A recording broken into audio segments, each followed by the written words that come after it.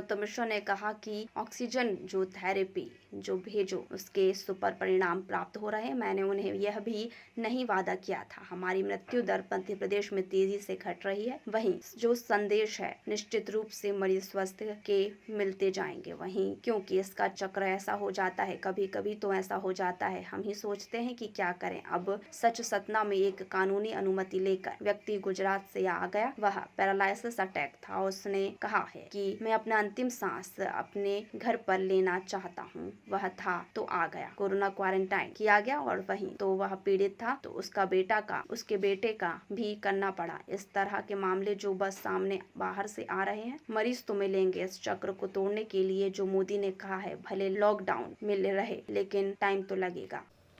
बताया कि ऑक्सीजन जो थेरेपी है उसके सुखद परिणाम प्राप्त हो रहे हैं। मैंने उन्हें ये भी निवेदन किया था कि हमारी मृत्यु दर मध्य प्रदेश में तेजी से घट रही है, जो एक सुखद संदेश है। निश्चित रूप से मरीज तो इसके मिलते जाएंगे क्योंकि उसकी चक्र ऐसा है।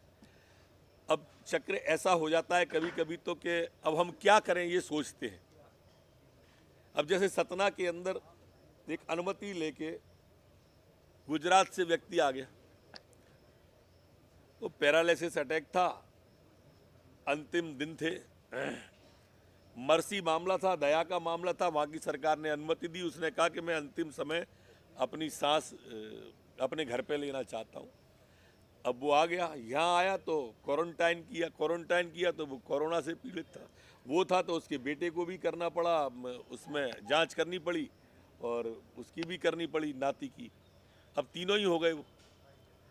तो इस तरह के जो मामले बाहर से आ रहे हैं, तो इसलिए ये फैलता, क्योंकि इसका सिस्टम है फैलने का, इसके चक्र को नहीं तोड़ेंगे तो ये फैलता है।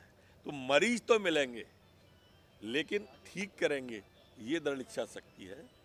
और इसलिए प्रार्थना भी है कि इस चक्र को तोड़ने के लिए जो मोदी जी ने कहा है, भले लॉकडाउन ग्रीन जिले हो गए हों हमारे, पर हमें फिर भी सावधानियां तो रखनी ही चाहिए।